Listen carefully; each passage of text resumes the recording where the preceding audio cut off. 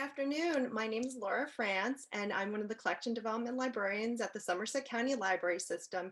And I'm excited today to speak to Commissioner Sui about one of our big upcoming holidays, Juneteenth. And we're going to talk about a great book that I think a lot of people will be happy to read or to share to learn more about this holiday. Good afternoon. It's great to see you again. I know, as a book fan, you're always excited to hear when we come on and make some recommendations. Absolutely, especially adding to our collection over at the county and letting more people know about what to pick up next. Yes. So let me share with you today about this book. So All Different Now is by Angela Johnson and illustrated by E.B. Lewis. And this is a fictionalized account of one girl, and a regular day for her is that she and her family are slaves who work in the fields under a hot Texas sun.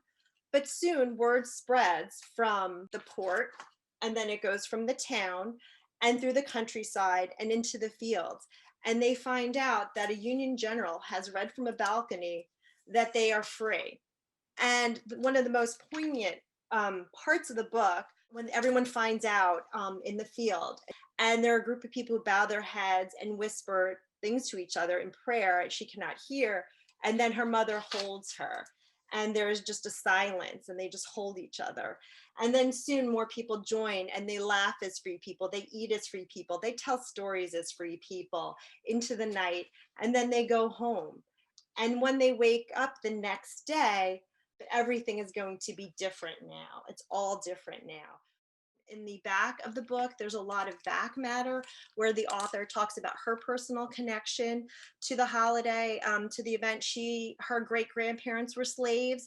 She has a picture of them, and unfortunately, she thinks about that day, what it must have been like for them. But that story has been lost in her family. The illustrator talks about his connections and how much of a challenge this was for him to really do it justice. When you go throughout so many of our schools and you look through the history books, it misses Juneteenth. And that is such a pivotal moment. And it actually hasn't been all that long.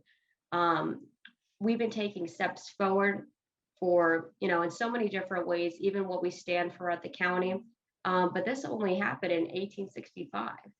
So when you look through American history, um, it is shrunken down into maybe a chapter, a few pages in most history books. So the fact that we're taking that step to make sure we add this to our collection, highlighting a part of people's history, and to learn more about their family.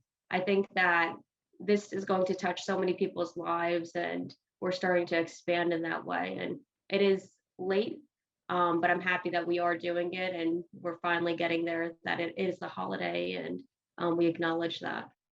I agree with you that this was a history that we didn't hear enough about, that a lot of people hadn't heard about until recently, because I know it's been adopted as a holiday in the state last year and also for the county. So it is a really significant milestone, and it's good to find out that there's ways to share it with our community.